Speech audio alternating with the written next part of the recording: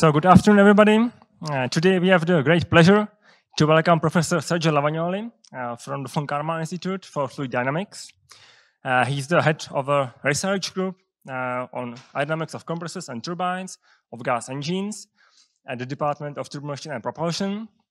And he's involved in the research on aerodynamics, heat transfer, optimization, and numerical as well as experimental studies in the area of compressors and turbines. Today he will give a talk first about the cutting-edge research at Karman Institute. That's the first part of our program. And then in the second part, he will tell you, as a student of Faculty of Engineering, about the opportunities that you have, how you can participate in the research that they do at the Karman Institute. For example, by writing a master thesis on some topic in collaboration with VKI, or by going for internship to VKI, because Czech Republic, as a NATO country, pays contributions to VKI, and therefore you, as students of CTU, are entitled for internship to go to VKI.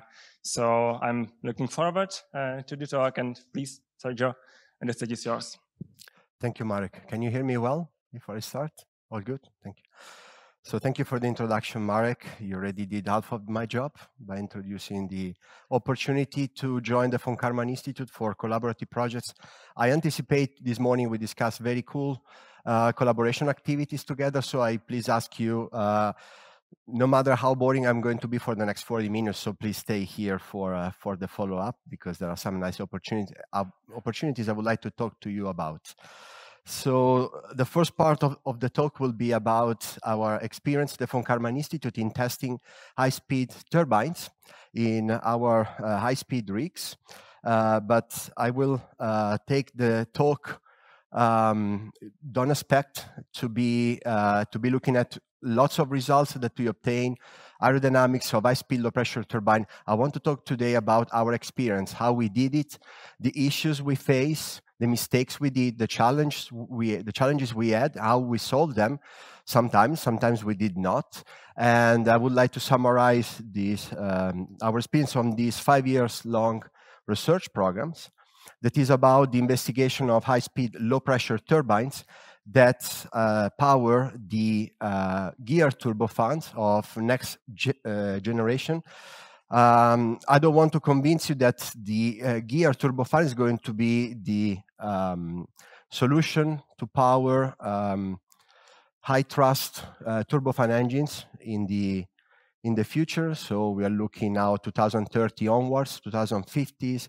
So this you see in this slide are three concepts and three engines from Rolls-Royce, Pratt & Whitney, and the RISE consortium, so GE Safran aircraft engines.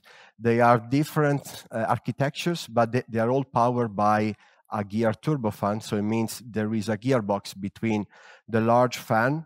Sorry, I need to get accustomed to this laser pointer. The large fan and the low pressure turbines that drives this large fan. Now, the fact that we have a gearbox located somewhere in between the fan and the low pressure turbines allows the turbine designer to make rotate the low pressure turbine faster. So higher speed corresponds to possibility to use high pressure ratios at high efficiency, and therefore those turbines allows to have more specific work, rotate faster, so they operate at higher speeds but still maintain a very high level of efficiency. The advantage is that you go from a 7-stage turbine module to a turbine module of only 3 or 4 stages. So you have enormous savings in weight, and you can also increase performance by doing that. The problem is now there is a shift in the design space for these turbines. We are now, the turbine of a direct-driven fan typically operates with exit Mach number of 0.6, 0.7. Now, high-speed, low-pressure turbine operates with exit Mach number in the order of 0.8, 85, or 0.9. And these introduce compressibility effects that have not been so thoroughly investigated so far. And this opens up a gap in research and industry experience for designing these components. So in 2018, we launched a program called SPLEEN, that stands for Secondary and Leakage Flow Effects in High-Speed, Low-Pressure Turbines, that had the target to investigate the aerodynamics of these high-speed, low-pressure turbine designs. We partnered up with Safran Aircraft Engines, one of the OEM designing and producing these turbines, to devise these experimental research programs that is about the investigation of high-speed, low-pressure turbines in different experimental environments. In particular, we use a linear cascade environment, linear cascade environment, so a row of airfoils, to investigate the detailed aerodynamics of the low-pressure, high-speed, low-pressure turbine and a rotating stage. This was a two-part program. The objectives of the program was to look at different aerodynamic components of the performance. So we look at the unsteadiness, so the interaction between blade rows, wakes with the aerodynamics of those turbines, the compressibility effects that these turbines operate in exit Mach number 0.9. So this means that inside the passage, the Mach number can be beyond 1. So we have Mach compressibility effects. There is a stronger and stronger need to address also the end wall flow, secondary flow, so the generation of vertical structures that decrease the performance. And although those are large aspect ratio bladings, the secondary flows still are responsible for a non-negligible fraction of the overall loss. And we want to look, therefore, at the interaction between leakages and purges in this type of turbines. And this to address the lack of experience, data models, and simulations that at the time was a need, especially from our industrial partners. The idea was to approach it, as I just mentioned, using experimental testing at high TRL level in the order of 3 to 4. In this case, high TRL means that we are able to reproduce the most important effects on the performance given by the engine environment.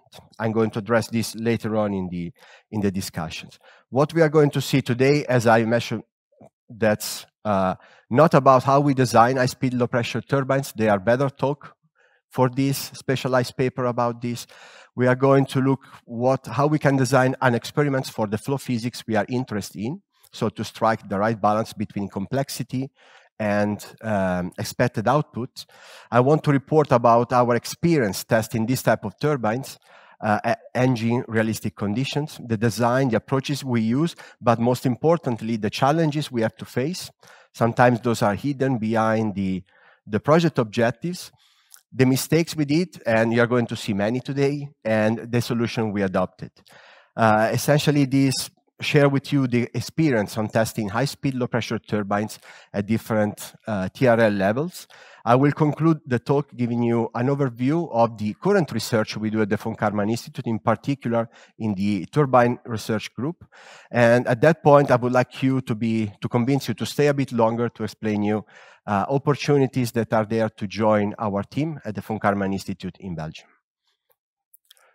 So I would like to start with our experience testing high-speed, low-pressure turbine cascade. So what you see here is the engine configuration. And this configuration gives us a lot of flow physics that affects the performance. So the efficiency, structural integrity, vibrations. So we have to have a good grasp of how the turbine design performs under engine realistic conditions.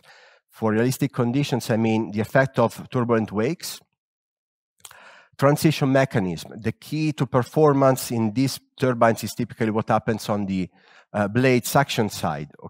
So here, in this region. And these boundary layers are transitional, can separate, and are affected by the turbulent flow shed by wakes from upstream, generated by the upstream rotor rows. In this particular configuration where we are talking about high-speed, low-pressure turbines, the high speed stands for high-speed flow, so we are talking about Mach numbers near 1. And therefore, as you can see from this nice numerical Schlieren, we have compressibility effects, so the establishment of shocks, weak shocks, which we want to investigate whether they have a role into boundary layer transition, into loss generations. And this is different from the previous paradigm in low speed, low pressure turbines, where the high Mach number was never a problem. We are still interested in what happens in the drainage flow region. Now that the Mach number is higher, there is a strong interest to analyze the interaction between the end wall flows, so the secondary flows, these vertical motions that generates within the passage, and actually, as you see in this nice DNS flow visualization, interacts with the 2D profile flow, and therefore to measure what is these interactions, how important this is.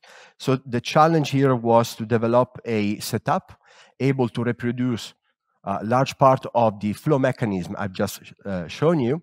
So in this slide is an overview of what we did, an experimental investigation of one turbine geometry in a high-speed wind tunnel located at Karman Institute, the S1 wind tunnel that you see here.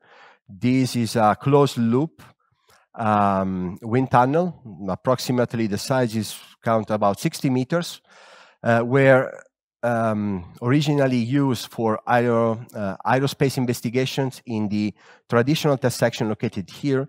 The idea was to replace the elbow with a real turbine cascade to deflect the flow, but especially to allow investigations like you see here. So that will be the turbomachinery elbow that we plug one of the corner of the facility, which is driven by a 700 kilowatt compressor. So this closed loop facility is ideal for us because it allows us to go down in density, so going down in Reynolds numbers, because those turbines operate at very low Reynolds in the order of 100,000 based on the chord. At the same time, we allow for high speed, so the compressor can run high speed flows into the turbine, so we can test at large Mach number in the order of 1, low Reynolds number, and we can also equip the test section with a wake generator. In these components, the incoming turbulent wakes plays a fundamental role on the aerodynamics. So the performance of a blade cannot be truly distinguished, appreciated if you don't have these wakes coming from upstream. It's perhaps one of the few, if not the only one, positive effects of a steadiness in turbomachinery, where wakes actually calm the boundary layer, becoming more turbulent, and allows the boundary layer to keep attached, and so the performance, the efficiency of those bladings is better, is improved by the fact that you have wakes. And therefore, it's important to reproduce these effects. And how we do it? We do it by having a wheel equipped with small bars. I will go more in detail later, but those small bars represents a rotor trainage that rotates in front of the cascade, that generates wakes that are shed inside the cascade that is located here.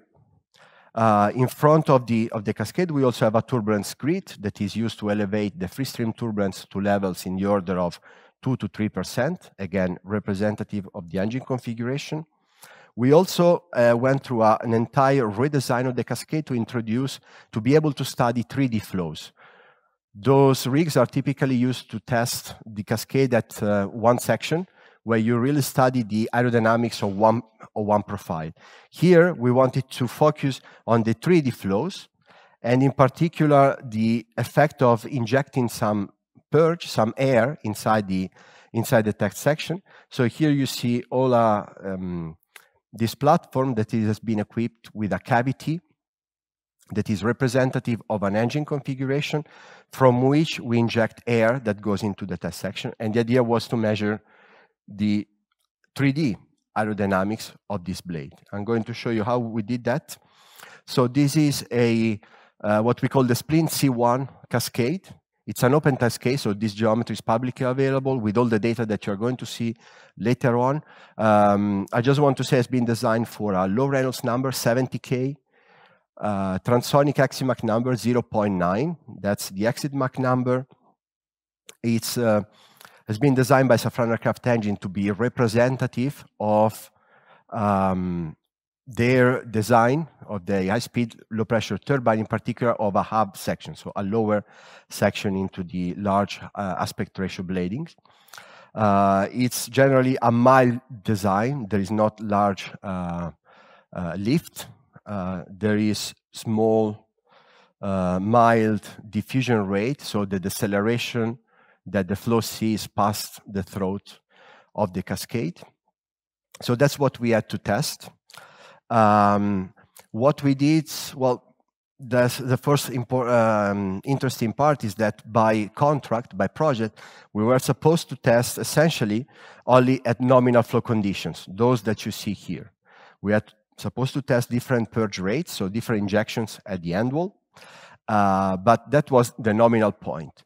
However, pushed by scientific curiosity, we said that testing at off-design condition could be a nice plus, and this comes at a relatively low cost, because it's very easy to change the flow conditions in the facility. So we perform a large range of measurements by varying two main parameters, which are the Reynolds number, which is a main parameter affecting the aerodynamics, from lower values to higher values, and also outlet Mach number. Okay, from 0, so low subsonic, typical subsonic Mach number for a conventional low-pressure turbine, to higher Mach number, 0.95. And here you see the Mach number distribution, so the flow speed on the blade, on the suction, on top, and pressure side. Why we did that? Because this, as you can see from this distribution, we are spanning different aerodynamics points, different aerodynamics regimes, and this gives us a wealth of data that we can analyze later on to understand what happens not only at the nominal point, so this curve here, but what happens when you have strong Mach number effects or when you are operating like a conventional low-pressure turbine. So that's we test essentially three configurations. One clean configuration, just the cascade. So you think this is a turbine profile that we extrude. We have a cascade span 165 millimeters.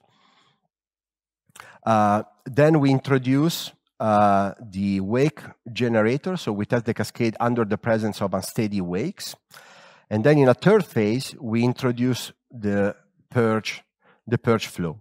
So at the same time, the wake effects with the purge effects.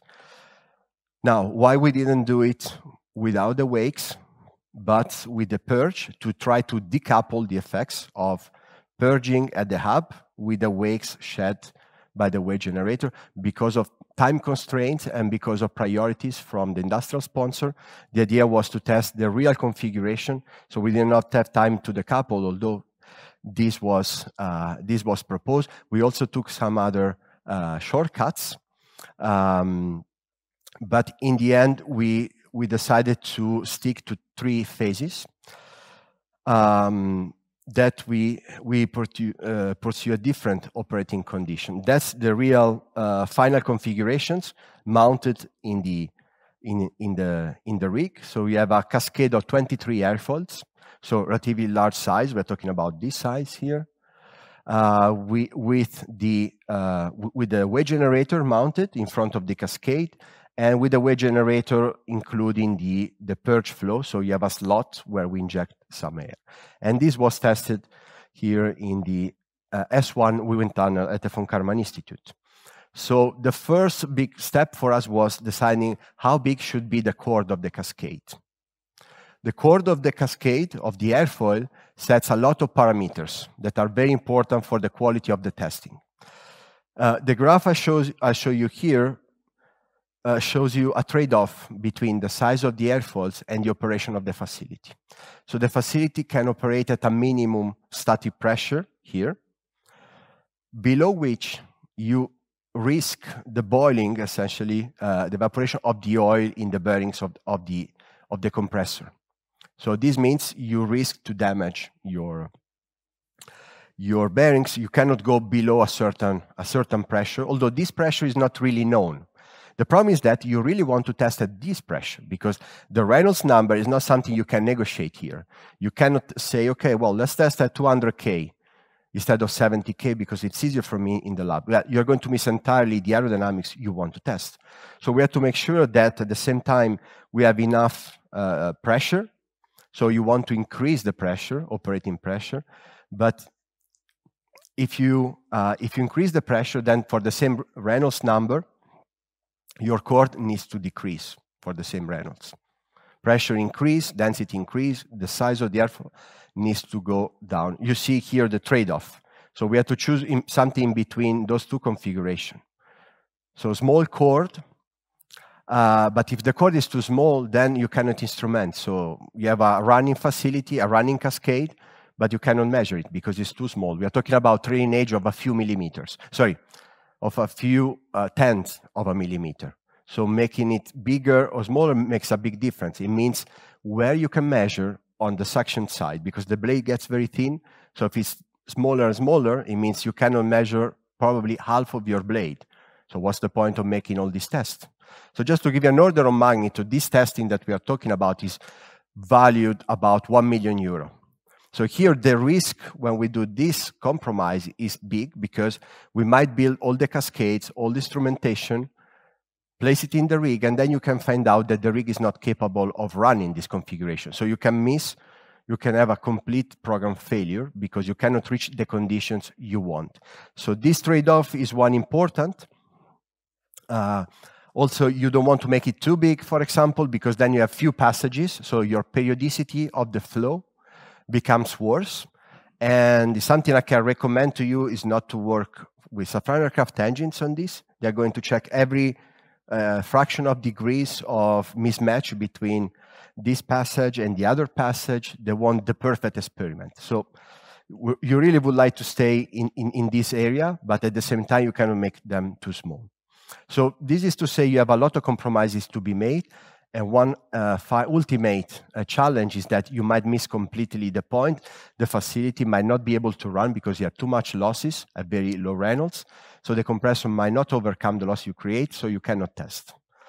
So this went well. The compromise was well. Then we, feeling smart, we say, we would like to test that engine representative boundary layer. So it means relatively thin boundary layer for the blade. So what do we need to do? So we need this lip, you see here, to elevate the end wall so that we could actually purge, have a cavity there, you see. So the idea was to put just a lip to somehow disrupt or regenerate the boundary layer very close to the cascade, okay, and then have a thin boundary layer to work with. So here, as any mistake is a chain of errors. It's never a single mistake. It's never a single person making a mistake. It's always a chain. So what happened here? In theory, you should suck out the boundary layer. Otherwise, what will happen is something like that, and what happens, that's what we did. So there is only a recirculation region, but the boundary layer will not restart. Actually, the flow will simply go on top of the separation area, dead air region, and then continue to develop. And then, in fact, we did calculations and say, okay, that's what we obtained. So you could argue, okay, why you didn't see this? That actually your idea was not working. At the time, we considered suction to remove the boundary layer, but the complexity of the experiments, you need to suck a lot of mass flow. We were not sure this was going to be feasible and very highly controllable during the test. So we say no suction. But still, the CFD tells us that the boundary layer is restarted. And why that? Because the student, at the time, the engineer making the calculations, when he saw this profile, actually understood that this was the boundary layer edge, this point here. So we discussed, say, no, the boundary layer is 3 millimeters thick. I say, then, but that's perfect. Let's go for it. Only later, we realized that is not the boundary layer edge. It's actually the over-acceleration that is given by the fact that you are accelerating the flow here. You see this is a contraction. And that you have a turbulence grid upstream as well. So we accept this as good, but actually we realized we were actually operating with thick boundary layer. Of course, this we could accept, but that's a demonstration of a big mistake, a silly mistake, which is my fault, by the way, because I say this was good, but that we had to do because you are under a tight schedule. So you had to do that. That's a first mistake. Of course, our friends from France did not save us. They did LES, and every presentation they do, they explain how this inlet leap is very difficult to simulate with LES, and therefore they always blame on us the fact that with their CFD they cannot match our experiments. That's part to solve these issues. What we did was we acknowledged the mistake. What can you do at this point? You can measure a lot this inlet boundary layer. So we perform all type of measurements to characterize the inlet boundary layer in a steady fashion with turbulence levels, pressure levels, flow angles, so that at least at this location, you could use a very well-defined inlet flow conditions for your calculations that then are used for designing. So you need to use this experimental database to validate your tools, in particular, runs solvers. So we solved this by measuring extremely well all the inlet conditions. Then we sized the weight generator. I don't go into details. There was a big concern that these rotating bars, 96 bars here, that are rotating at 3,000 RPM, roughly, so it's high speed. The peripheral speed of these bars at the tip was 160 meters per second. So we had some concern because with respect to the past, we had to guarantee continuous 2D flows, we had to have a very long bar. And because we have the injection of purge, those bars needs to be longer than what is usually done. So we're talking about bars that are long 130 millimeters. There was a lot of concern these bars could resonate with the facility and actually just shed away. So first experience, so we did a lot of Campbell diagrams to check that this weight generator could operate in a certain frequency range without any damage. My personal opinion, we didn't check that, but is that all the interaction that those bars sees upstream and downstream are of very small entity. So that was not the problem. So we were very confident because this worked for quite a while. And then at a certain point, one of the bars just flew off.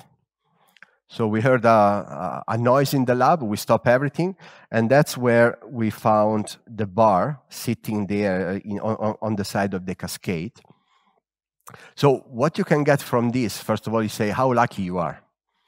Because you see the bar flew off at considerable rotational kinetic energy, but just managed to hit the cascade in points where it didn't cause a big damage. So we were very concerned about the interaction, so the vibration, force vibration on the blade, that we did not see that those bars that are quite thick were already operating at the yield limit of the bar itself, which is made of brass. So what happens, what we believe happened, is that one of the bars actually had a defect somehow here, and the continuous operation at very high tensile stresses in the end broke one of the bars only. We were very lucky because those bars takes forever to be made. They need to be brazen on each bar. We're talking about 100 bars. They are very expensive to be made. But with this flew off, it did not cause any major damage. All the other bars actually survived and they were still there. So that's why I say we are lucky. Why multiple mistakes? Because we did not make any non-destructive testings on the bars. We did not check the maximum stress. So there were a chain of errors. Now, we learned the lesson. We redesigned the bar support. Actually, we make it thin. We perform non-destructive testing, so we could continue the campaign. But this is, an example of another mistake or mistakes we did, and we were lucky not to pay a big price. The other challenge was to provide coolant or purge inside. How do you provide coolant to something that operates at 50 millibar? One possibility that we consider is say, well, very easy. You are in vacuum, you take the pressure from the ambient, you open a valve and you inject some air, right? So that's the first original, the first decision, the first design. We essentially have a valve we open, and some pipes brings the flow inside. We tried, everything was built. We even have a periodicity of 9 passages, so a lot of mass flow. Of course, we were working with ambient pressure. It didn't work because our vacuum pump could not suck as much as we were injecting.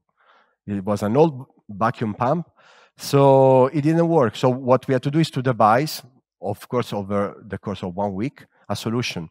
The solution was to use the differential pressure between the exit of the compressor and the inlet of the cascade. Luckily, we had enough sufficient delta P to draw in some bypass mass flow from here till the cascade. This mass flow was enough, but not enough to meet what we wanted. So we had to reduce the size of the slot into which we were injecting. No longer 9 passages, but now 4, to meet the mass ratio, the mass fraction ratio that we wanted for our cascade. So now what we did was, yes, those were the challenges. We also had nice ideas. You might. This cascade was heavily instrumented with a number of fast response probes, both pneumatic, so to measure flow angles, Mach numbers. We had hot wire.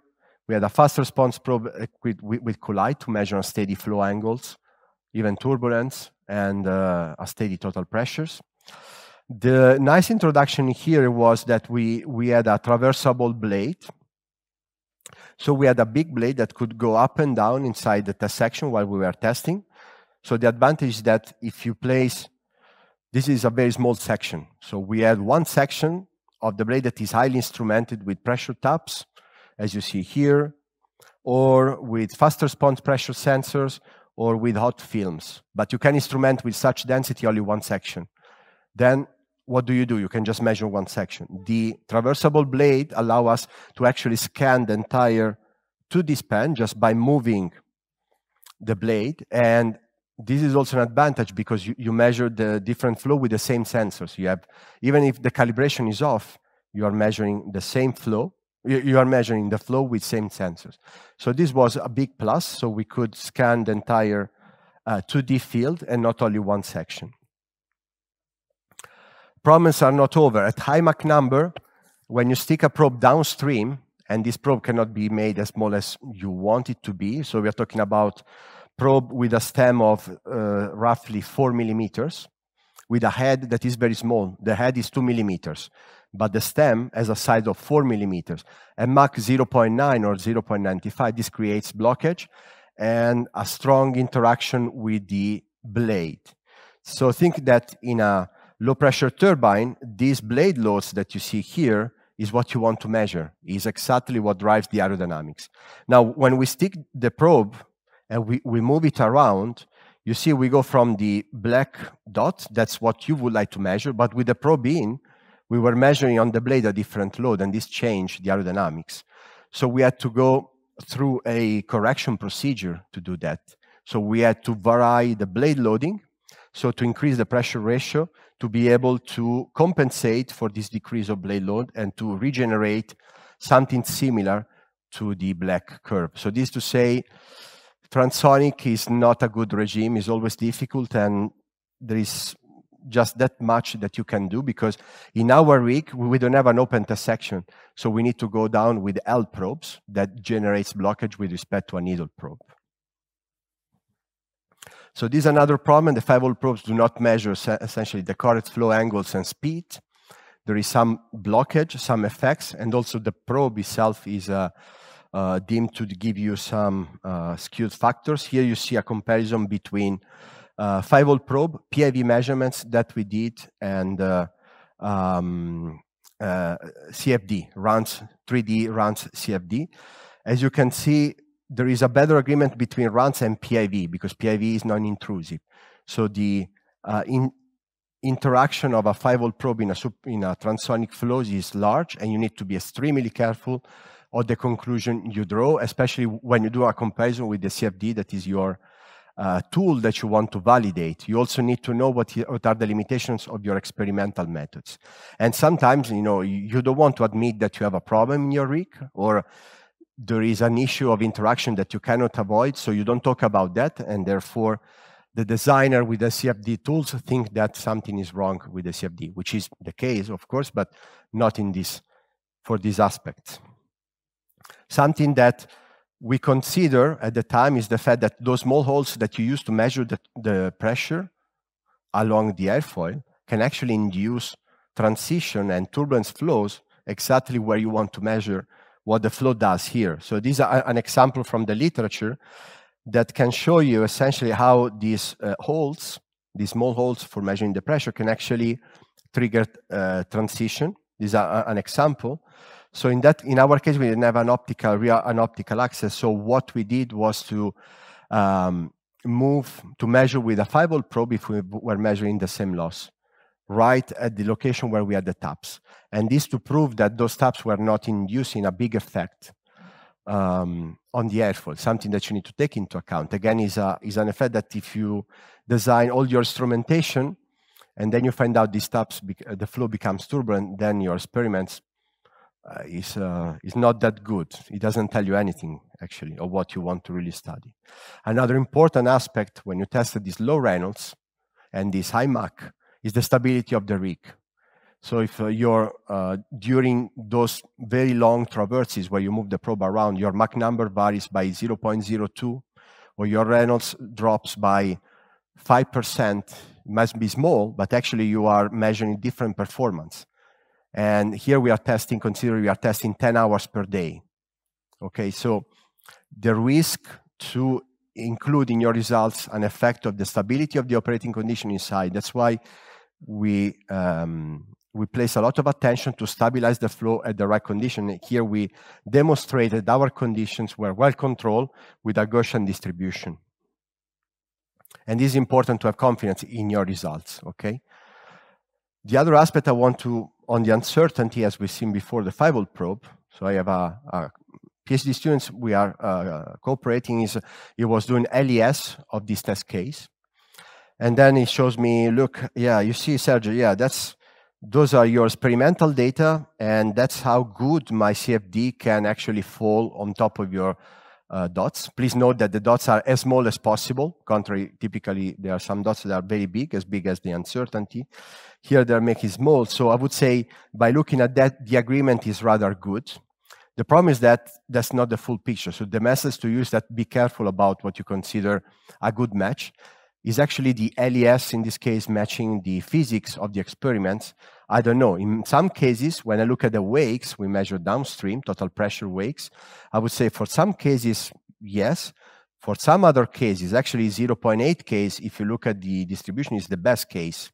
It's the best match, but the wakes are completely off. I say completely off because this is a change of performance between a good case and a bad case. So you really need to match. And even though we were using LES, this was not the case. So be careful about comparison. It's very important for us, it was particularly important to measure the boundary conditions, okay?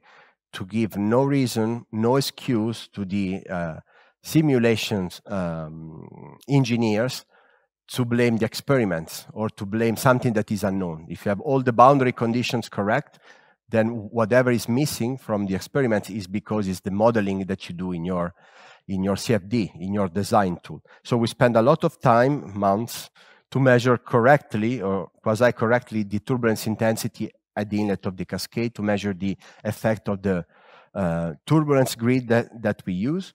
And here I just stress on the fact that it's important to measure those quantities. We are looking at the 3D flow, so not only what happens at a certain section midspan, so you see the turbulence intensity distribution along two pitches, but also what happens radial-wise. So what is the turbulence intensity and length scales near the wall? Because then you're going to use this data to predict the end wall flows. So it's very important to do this, to measure it, and to include this in your any calculations that you analyze, because that's where mostly runs fails to predict the secondary flows correctly, and you always blame, is that because I don't know the inlet boundary conditions? So here we made that effort. Overall, not everything was bad. Actually, we could measure blade loadings at different conditions. You see here different Mach numbers, different from low to high Mach number, with wakes, without wakes, so without a steady inlet wakes coming in, a different Reynolds number, high and low. I told you about the capability to traverse this blade, and that's something that you can measure. You can measure the unsteady effects of the wakes on the entire blade.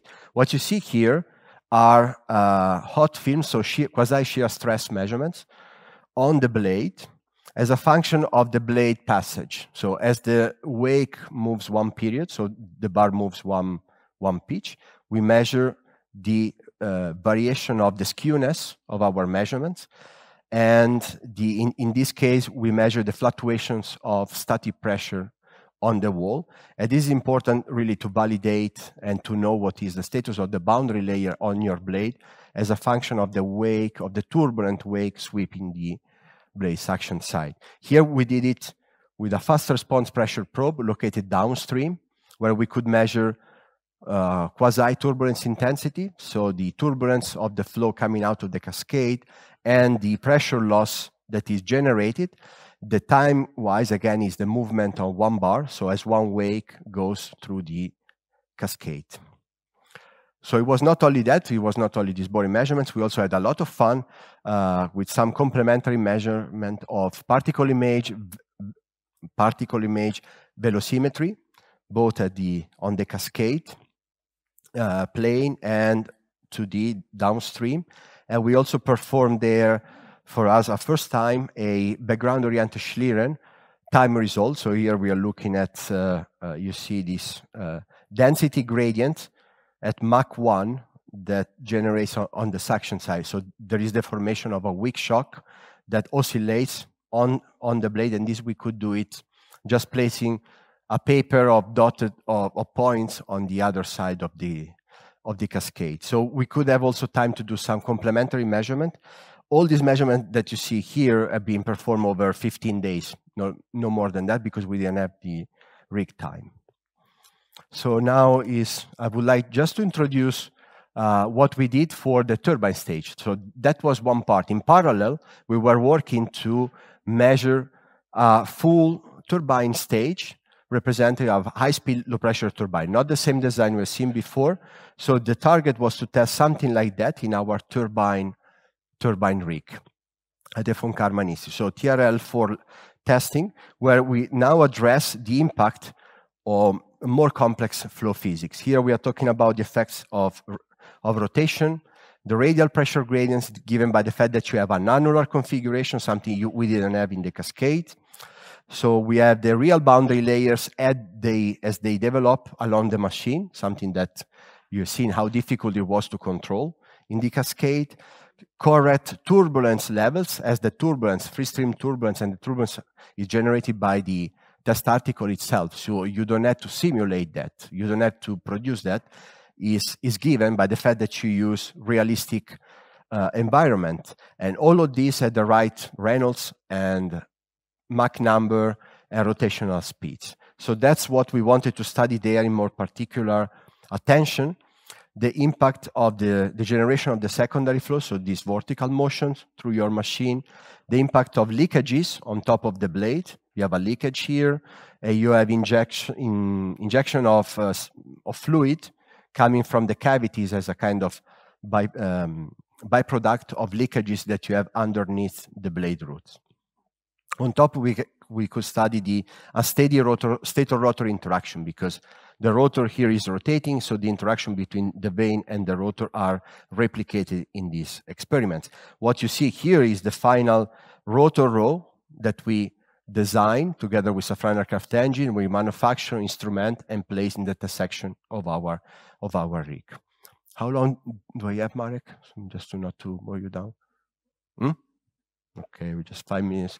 I want to tell you the experience here. So that's what the task was, is to design a new high-speed, low-pressure turbine to be tested in a turbine rig that is typically used and designed in the past to testing high-pressure turbines. High-pressure turbine, low aspect ratio, high density and mass flow. So now we had to change the test section to test this type of turbines. You see large aspect ratio, quite large, different sizes.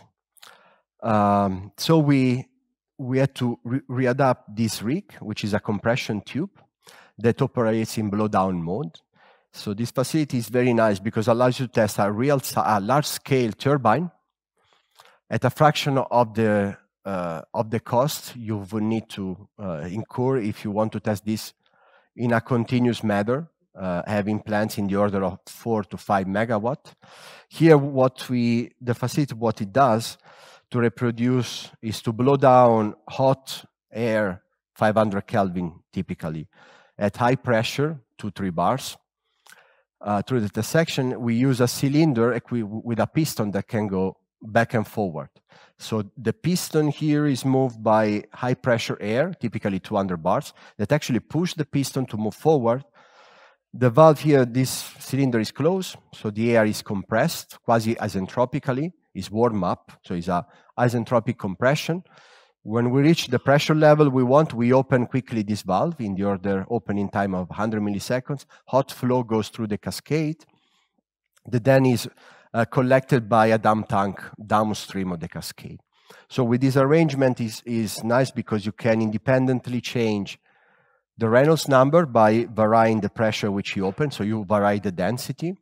At the same time, as we can evacuate to low pressure the dump tanks, we can set the Mach number or the mass flow by regulating a variable sonic throat located here. So you open more the valve, and you have more mass flow, so you have higher speed. And this allows us to tune the exit Mach numbers from low subsonic to high subsonic because we have very high pressure ratio available between the high pressure here and the low pressure there.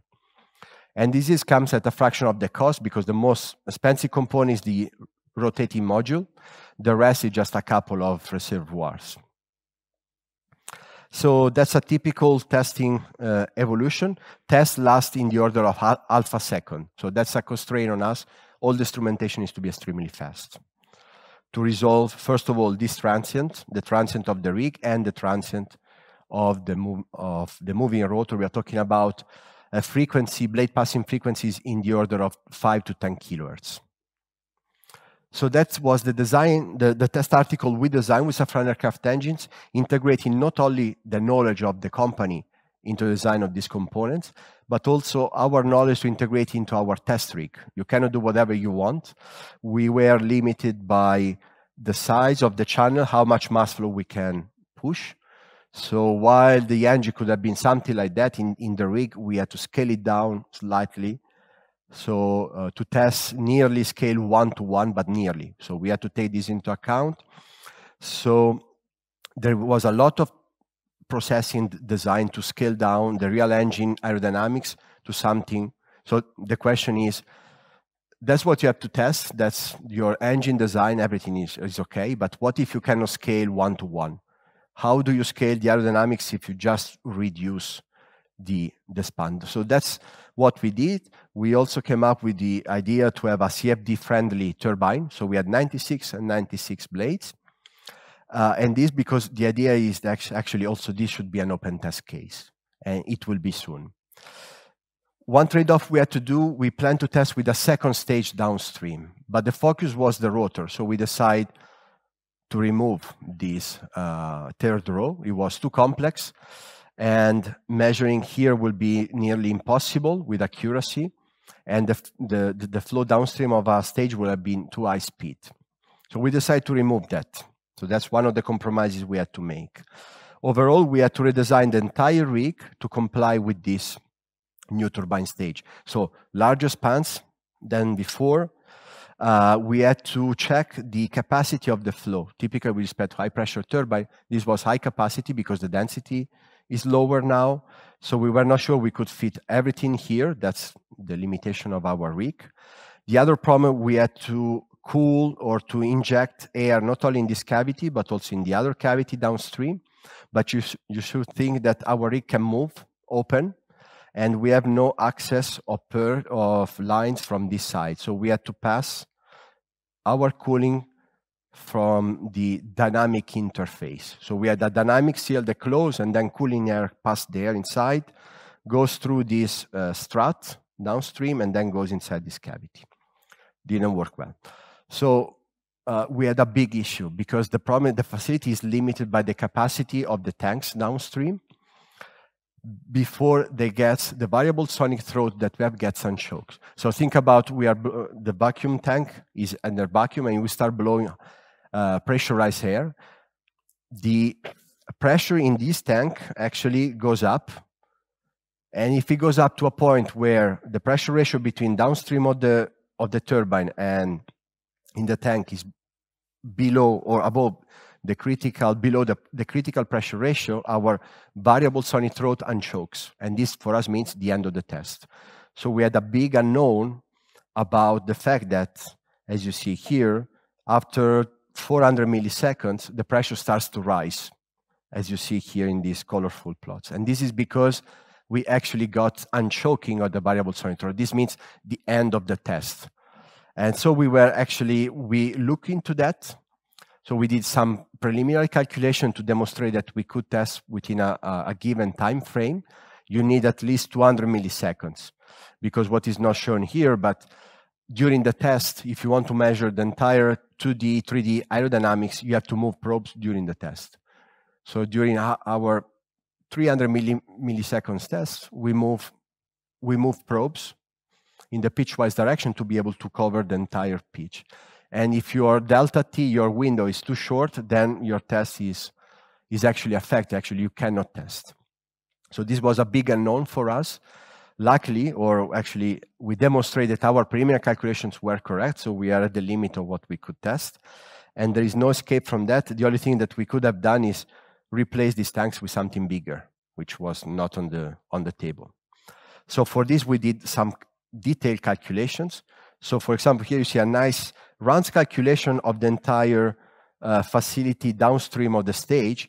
And the purpose was to make sure that we understand what was the discharge coefficient of the valve, how much mass flow we can actually pass, and when it would get unchoked. Another, as I mentioned, we have this very difficult dynamic seals because this part and this part can actually slide apart.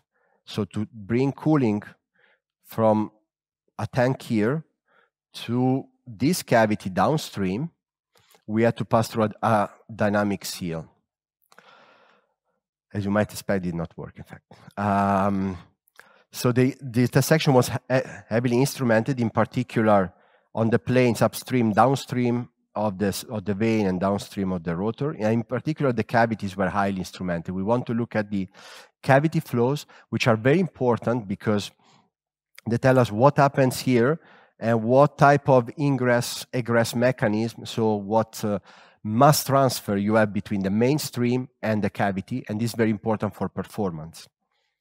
Also, those cavities can be affected by instability. So you have large structures that develop and that rotates inside these cavities that actually affects this mechanism of exchange. So it's a problem both from a vibration, so instability point of view, but also for the mechanism of how much mass flow you inject inside the main channel. And this affects directly the performance. Think about 1% of purge mass flow here, I think affects, if I say 2% or 1% of mass flow here means 1% of efficiency that you drop, which is enormous. So we have a lot of instrumentation placed everywhere, so multi-hole probes, fast response probes, boundary layer rake probes. In total, I think we are about 1,000 measurement points, which is a nightmare. That's, in my opinion, is a mistake of the design. We designed a lot of instrumentation points, but we could not fit the pipes in. And that's an example. So some of the channel could not be measured because there was no space, and we spent a long time to pass all these cables. So that's something we did not consider, the integration. That's something that you had to take out. You see how small are the parts. So we devised also some some manufacturing where the pipes lines are actually manufactured already inside the final parts. So during the manufacturing process, the manufacturer could actually drill holes with pipes that you see, you measure here and your pipe comes out there. But overall, it was, say, too much, and then you cannot measure, so what's the point of doing that? That's, I would say, one mistake. Another mistake when we measure the first time, we measure the flow periodicity at the exit of the injection cooling points here and here. So the black line, which is the upstream periodicity of static pressure around the annulus, was good, but the blue one, so downstream, was nowhere to be acceptable. So what would have you done in that case? Everything is mounted. So the solution is very simple. We cut off the admission of cooling here, and we test without injection in the second plane. And this has to be expected because this solution was too complicated, and too complex solutions usually do not work, especially the first time.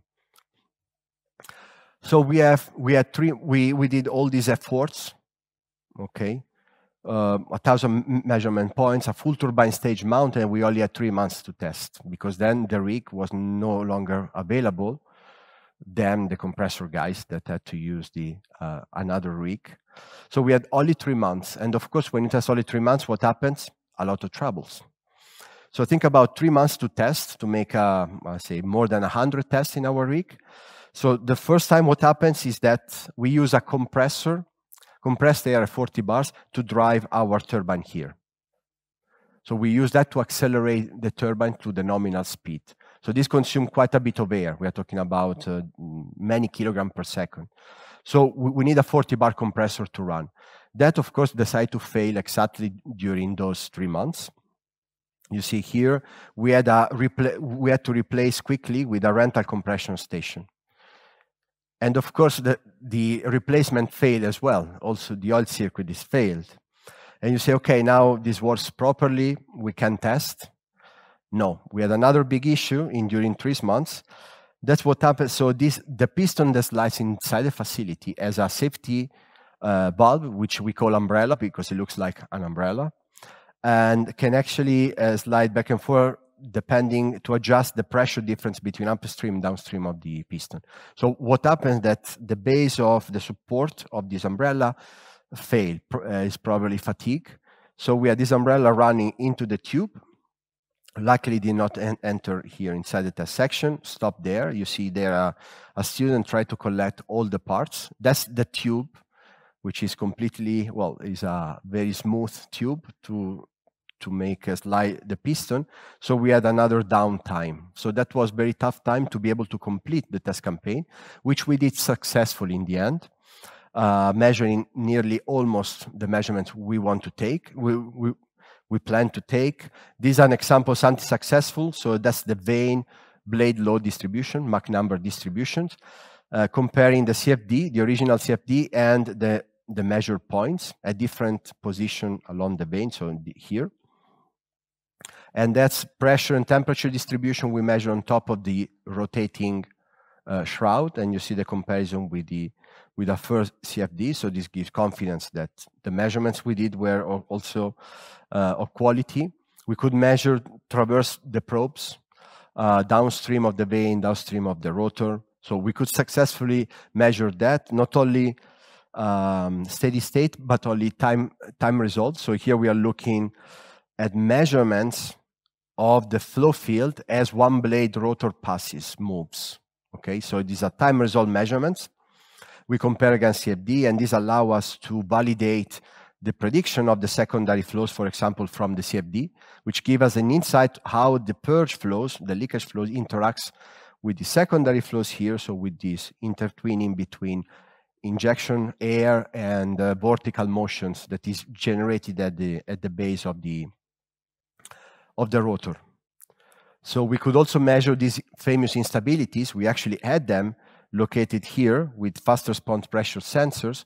What you do, you can measure those rotating instabilities by having multiple sensors shifted by a certain distance. So you cross-correlate those signals, and their presence is observed by the presence of large pressure frequency peaks in a region that is not driven by the blade passing frequency. And those peaks are very important to be measured and understood because they, as I mentioned, they are the cause of a change of mass transfer between the main stream and the cavities. So I want to conclude here my talk by giving credits. All this work was done mainly by a small team that you see here over the period of 4 or 5 years. But we also use a lot of help from BKI technical services, experts, collaborations, and everything we try to summarize it in open databases that are shared under this at this link. So that brings me to the final end of this speech with some conclusions. So I want to share with you the experience and the lesson learned from this 5-year program and highlight the challenges and the trade-offs you had to make. Not everything is shiny in the lab, although sometimes that's the message that you get at the conferences, at the presentation, everything you do is perfect. So here I take the opportunity to say, well, at least for us, it's not the case. You have a lot of complexity, complications, issues that you have to face. You have risks that you have to take or solve that might affect the quality of your results. I hope I also gave you some indication about how to win these challenges, not only how to acknowledge mistakes, but I just want to make that it's our experience that failures and mistakes are our daily life, okay? As research scientists, that success is only once, time to time, but to get there, it's plenty of obstacles, but we need to accept them and try to learn from it. And I think we kind of did it, at least for this of this program. We need to be careful about the uncertainty, the limitation, and the assumptions that we take and that we have, both in our experiments, numerical calculations, models, and we need to acknowledge that, because only like that we can advance the validation methods and designs. Otherwise, there will always miscommunication between different groups, and the end product is not as good as it could be. So in general, testing high-speed turbines, yeah, sometimes is really tricky, and but is also a lot of fun. So with that, I just want to, well, maybe we can take some questions, or we go to the final part about the Karman Institute. Thank you.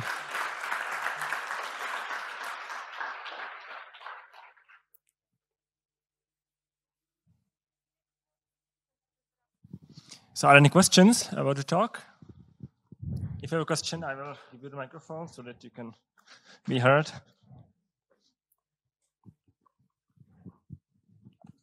I have a question about your turbine test rig. So there is no rotor brakes. This means that there is an acceleration of the rotor during your test, so that you start with the rotor which is standing, and during when you let the air in, it accelerates to the maximum RPM. So thank you for the question. What we do is, before opening the compression tube and give air, we accelerate the rotor to nearly the nominal speed through an auxiliary air turbine. So that's why we need the extra compressed air to spin up the rotor. When the air comes from the tube, hot air, actually there is work exchange, so the rotor is free to accelerate. We have no brake. What we have is a big inertia wheel that increase a lot the inertia of the system, so we limit the acceleration. So again, this is a choice, allow testing and still be inexpensive. So just to give you, I think, yes, this plant probably can be rebuilt maybe with 3-4 million euro. The corresponding plant that you need to run continuously will probably be in excess of 25 million euro, maybe 30. So even the access to that. So at the time, this facility was built entirely in BKI with BKI funds, which is something now we cannot consider. Even dreaming is prohibited about that. But at the time also, lots of solutions were thought to be cost effective. But still works quite well, but you need you need to look carefully at your assumptions and limitations. So we have an acceleration during the test that sometimes might become unacceptable. Another question? Everybody wants to go to the next part. Yeah, I have one question. Yes. If you can go back to slide 16, or about there. 16. 16, yes. Is enter 16? No. 16. Does it work? Okay, so I have a question about these bars that introduce the wakes at the inlet.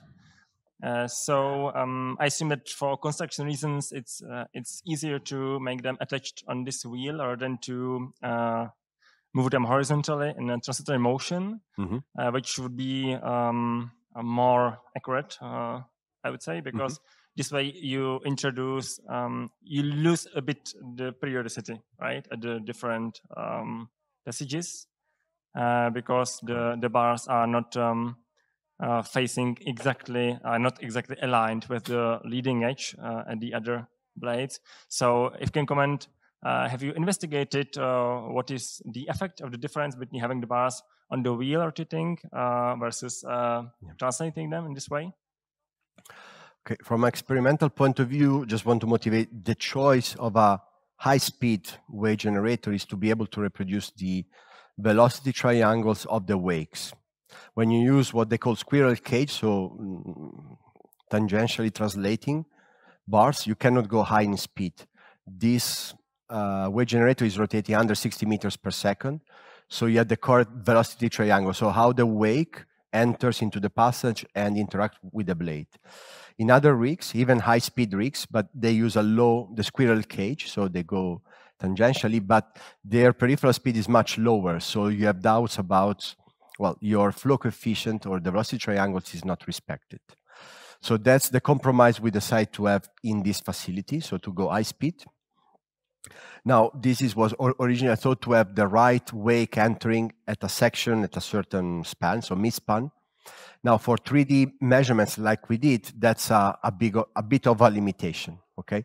So what to do? Well, to analyze that is difficult because even from a CFD point of view, nobody yet did a linear cascade with a rotating wake generator. So it's difficult to estimate how much this could change. We have detailed measurements upstream and downstream of the effects. And we actually see that when we include the wake generator, the periodicity downstream drops, especially in the secondary flow region, so near the end wall. That's what you see here. How much? Well, that's a good point. I think what we wanted to see is the interaction of the wakes with the boundary layers. In general, we look mostly at data measured at mid-span. So the 3D flow, to be honest, at this point, has not been fully exploited exactly for the validation points that you bring up. And that would require that analysis that you suggest to be able to understand how these interactions are important. This is ongoing, I would say, based on the data. Now, what we did so far is to look at the effect of the wakes just at mid-span, where you have a large portion of the bar moves. So the wake is relatively periodic across a couple of pitches. So that is, yeah, that's one of the limitations. Now, the impact of that is also not easy to understand. But certainly we have some variation, especially at the hub. We see that. Also think about the flow near the end wall here. When the blade moves, you have flows going in and out, which in a real engine, you don't have it.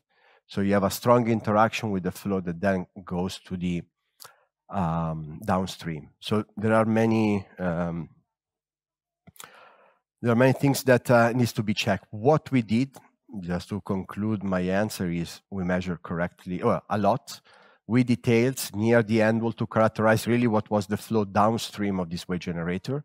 At least you have the map of the inlet flow that you get at the inlet of the cascade. So you don't need to assume what is the effect, you measure it.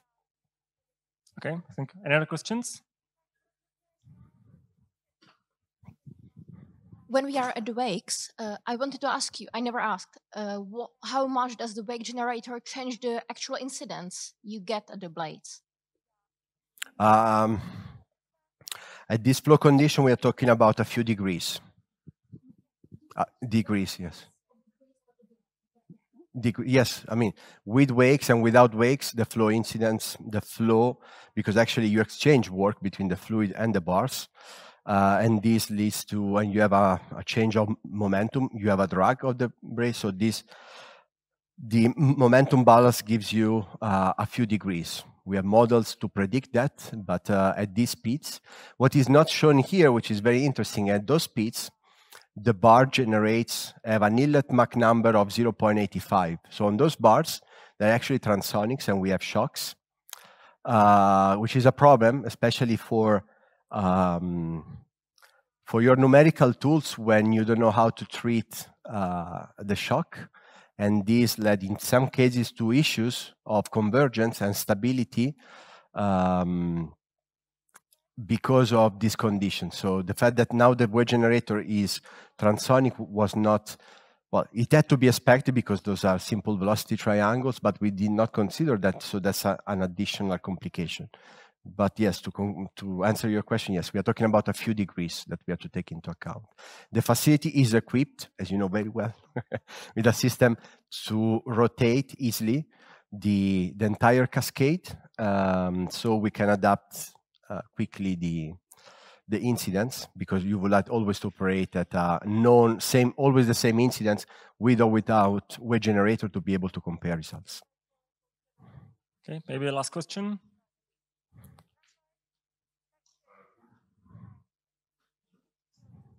Yes, better. Would it be possible to reduce the instrumentation by using particle-induced velocimetry of the rig, or are there some points? Sorry, can you repeat the question? Like you said, you had the problem with the whole instrumentation of the rig, that there was just too much lines or tubes. Mm-hmm. And like, would it be possible to reduce this by using particle-induced PIF, like the PIF method? PIF, you mean? Yeah. Yes. Yes, that was a regret because of the short test time. We had provision to do that. All the optical setup, but we had no testing time. We are going to do this soon in the next campaign on a different turbine. But yes, to answer your question, yes, that's what we want to do, to have full access. But this is rather to measure the entire flow field in one test. That will be, and also to have access to near end wall boundary layer, and not to have probes, because these are still high-speed turbines. So you have probe interactions. In that respect, a lot of instrumentation is there to measure the uniformity of the flow, the periodicity. So somehow, if you do the PIV here, actually you should do it here and there. And some of the instrumentation is needed. Okay, either you cover your eyes and say, I don't care, I just measure in that sector and that's going to be it.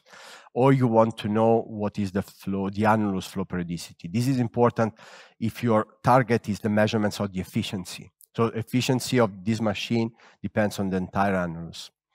There's been very interesting investigation from University of Cambridge showing that if you have a pressure gradient, static pressure gradient downstream of your rotor, the ingress of purge into the annulus can change around the full annulus machine. So actually you want to measure an efficiency, but your uncertainty is actually bigger than what you would expect. Then I think to me is that, yeah, not to cover your eyes, you have to measure all around.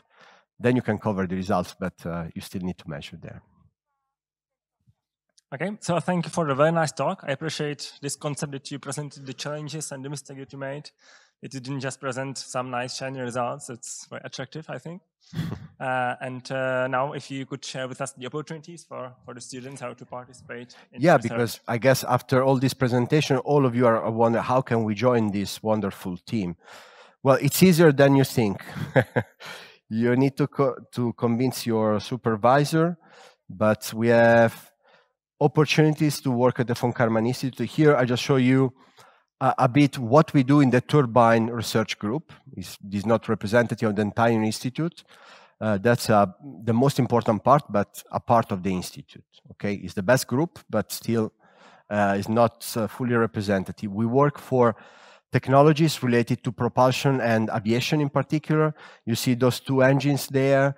Those reflect our work on civil aviation for a future propulsion system related to the large turbofans. You see the open fan from the RISE consortium, and also a military engine, because that's also what we work more and more in recent times.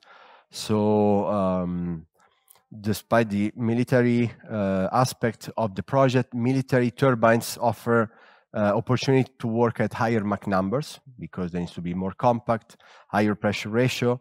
So this is something that we like in that respect. So we have activities on both sides. We have a range of test rigs. That's our signature research, high-speed testing, as you have seen in my presentation, but we do this over a range of wind tunnels. We also have low speed that we use a lot, but high speed, the capability to test at the right Mach numbers, Reynolds number, is what we do. You have a turbine rig, you have a transsonic linear cascade, you have a low pressure, low Reynolds, high speed linear cascade, a blow down cascade from which we test at high Reynolds, high Mach number, linear cascades as well. So in general, so before, so what we work on is the fluid mechanics of transsonic unsteady turbines characterized by turbulence flows with testing and investigation with TRL that goes from 1 to 4. So we go from fundamental applied research to the something very near, close to the engine.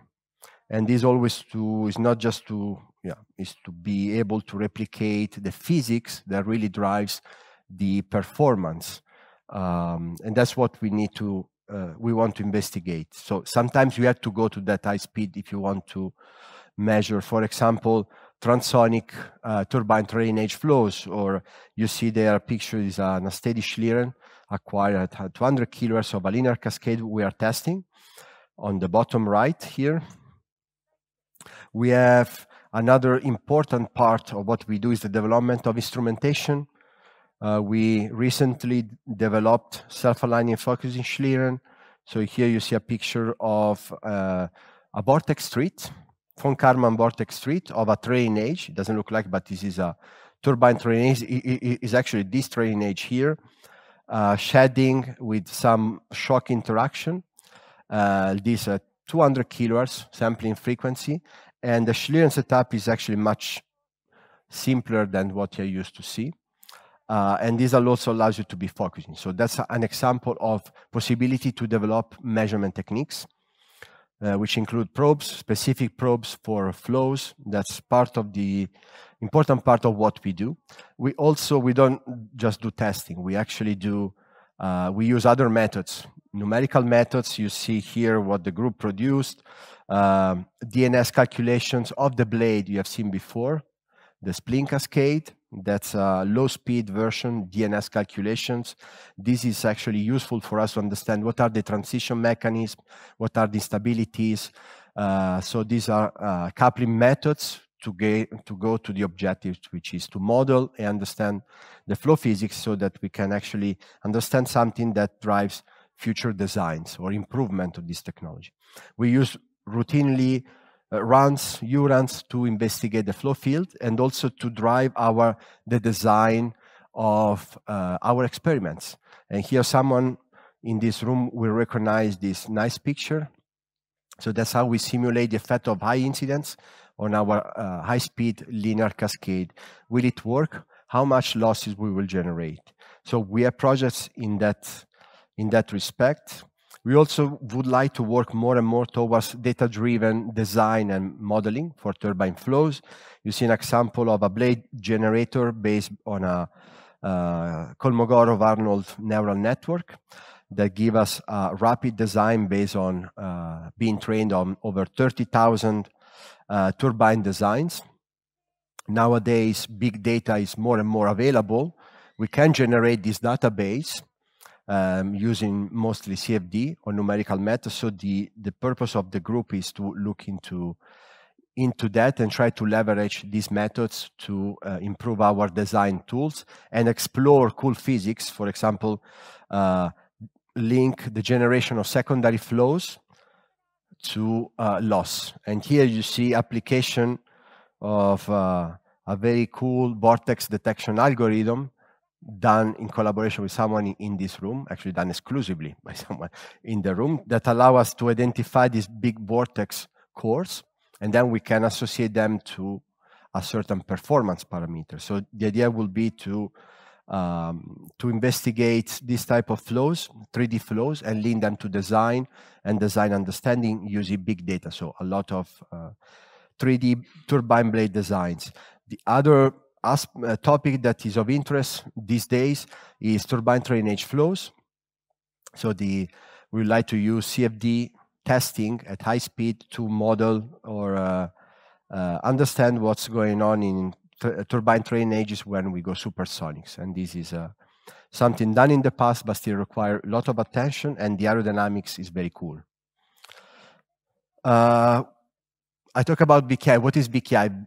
BKI is an educational and research institution located near Brussels, in Rue Saint-Genès, which is 10 minutes drive from Brussels downtown, in one of the what we call the Beverly Hills area, because it's surrounded by very nice houses, in the very nice castle-like houses, and then we have the noisy, polluting BKI in the middle, which I like it very much. That's the welcome picture that you see if you come to the Karman Institute. The institute was founded around in the 50s by Professor Theodor von Karman, following a already established collaboration with the United States. So the idea of von Karman was to provide training in research by doing research. So it was an international hub for scientists to gather and collaborate at the time of the Cold War. Of course, it was for the NATO countries, so funded by NATO countries. So you see a picture that nowadays will be difficult to replicate. So you see President Kennedy and von Karman, at the moment they sign, he received a big prize, so there were tight links, which is still the motto of our institute, so to be an international hub for research in fluid dynamics. So the institute is partially funded by 16 NATO countries. You see them there. I check for you, Czech Republic is still supporting BKI. So this means students from these countries do not need to pay any fee to enroll in our educational programs, and also are eligible for some fellowship. Although in general, some restriction apply based on the nationalities. So on the nationality you own, not only from where you come from. Actually, it's the nationality you own that it's important, but for Czech citizenship, your country is actually paying the fees. I checked before coming, so it's all good. The institute has been growing in the past years a lot. So we are now counting 190 staff members, so permanent staff there, researchers, faculty, technicians. We host about 48 rigs nested inside the Karman Institute that are typically available and can be used for research on fluid dynamics. We are really an international institute. We host, I think, on average 22 nations, not only from NATO, but we have we welcome most of the nationalities at the institute. We are truly international, quite young environment. We have on a yearly basis more than 250 students between short interns, so short period stay, master thesis, project work, PhD students, and postdocs. Overall, we have a big network growing in the years. Since the 50s, we count more than 2,000 alumni. So being at BKI is also an opportunity to be part of a big network. And I think also here inside this room, we can already count maybe 4 or 5 former students and researchers having been in BKI. So this gives you access to a large network, especially in fluid dynamics, in turbomachinery and propulsion, that is very valued. What we do is summarized in this slide. I don't want to go into the details, but actually we have 3 main departments: environmental and aerodynamics, turbomachinery and propulsion, and aerospace. I'll let you guess which is the best department. But we have activities on hypersonics, space exploration, re-entry, aeronautics in general, propulsion, turbines, also compressors, energy system, multidisciplinary optimizations. We look into industrial processes, liquid metal flows for nuclear power plant, hydrogen, multi-phase flows, cryogenic flows. Then we have the wind energy part, atmospheric flows, pollution, explosion, safety. And more a growing part, very important, under the lead of Professor Mendez, on artificial intelligence or machine learning and modeling. And instrumentation is a big part of what every department, every research group does. So we have a number of facilities. Some of them are quite unique or rare in the world. We have turbomachinery rigs, sloshing, tables, plasmatrons, high-speed Mach 11 wind tunnels, cryogenic wind tunnels, two-phase flows wind tunnels, aeroacoustics, low-speed aerodynamics. So now the question is, I'm sure you're wondering, how can I join? How can I consider being at VKI? So we have a number of opportunities from educational point of view, research programs.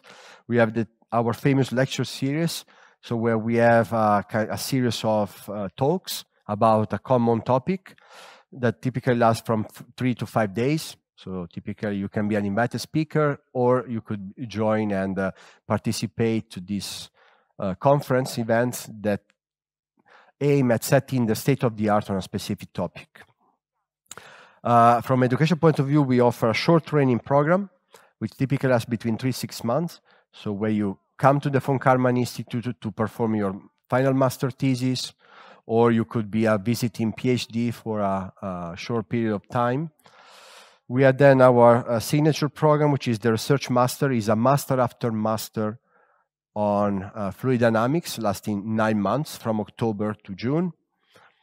I will go into some details later on. Then we have our PhD programs, where you can be enrolled as a PhD. This can last 3 to 4 years.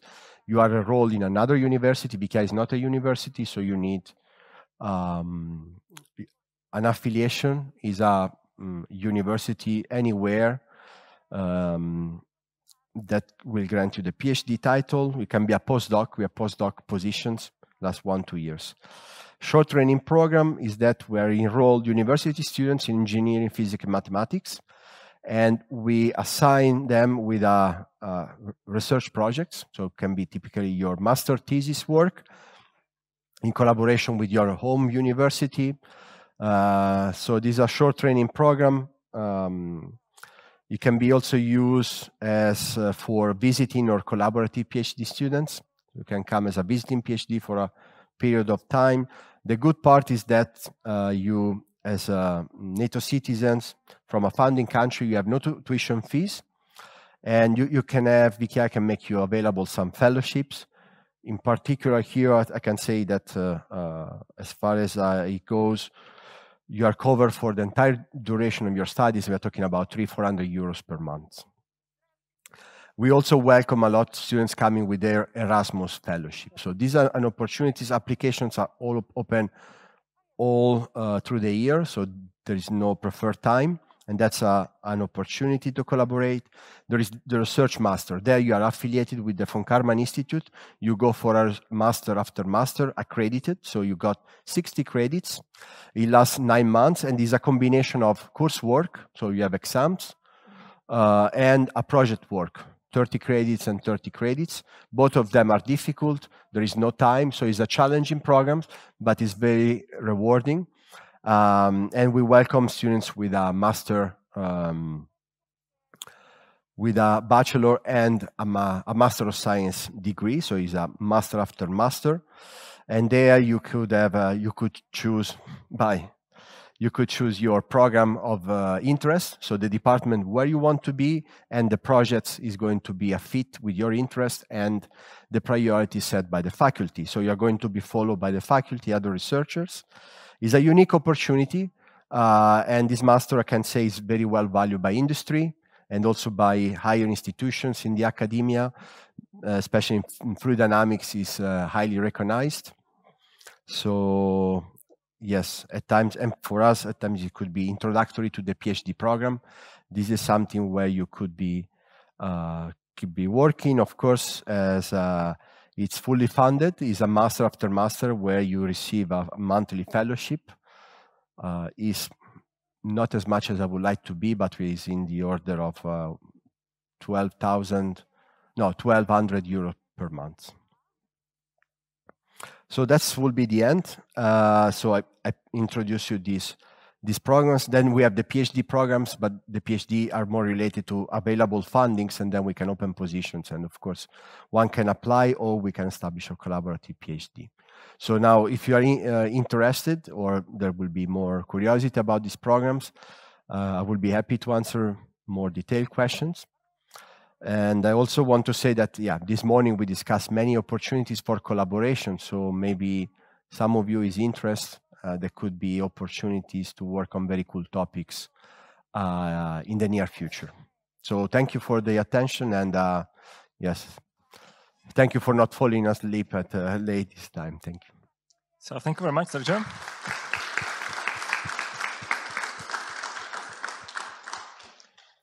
I can personally vouch for the research master program that I did almost 10 years ago. I can confirm it's very hard work, especially if you work with Sergio, but it's worth it. You learn a lot and you gain a lot of experience. And for me personally, it's a period of time that I remember very fondly. It's a great experience. It opens doors for you all around the world.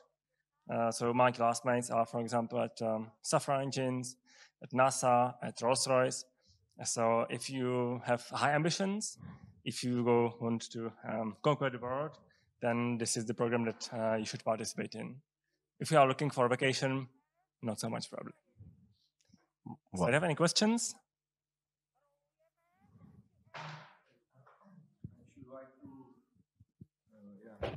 I should like to mention that what was here said, that in the morning we discussed a lot of topics that might be then the connection between your interest and something what is happening at our faculty, and then in cooperation with Karman Institute. So it is at the center. No, I should say it in Czech, ČVUT, Centrum pro letecký a kosmický výzkum tady na strojní fakultě. Jo, mě znáte, mě jmenuje Valášek a na webu najdete na nás kontakt, takže my si tam pokusíme shromáždit ty témata, kdybyste měli do nějakých hrubých skupin a kdybyste měli pak zájem, tak tam je možné získat to přímé propojení, o kterém tady bylo zmíněno. So I have explained in Czech that we have discussed the topics, yes, and we shall try to bring that into some large groups, and then if there will be interest, then we can facilitate the connection. Yeah. Exactly. Yeah. Thank you. So thank you very much for. And the beer in Belgium is nearly as good as in Prague. And it's stronger. So, any questions about these opportunities for joining VKI now? Okay, so if you don't have any questions, maybe some will come up later. Then either you can contact Professor Valášek, or you can contact me. If you don't know me, I'm Marek Páti. I'm also part of Centrum leteckého kosmického výzkumu. So don't hesitate to write me an email, and we can discuss some more detail if you're interested in participating in this opportunity. Thank you, Marek. So thank you very much, Sergio. Thank you. Thank you all.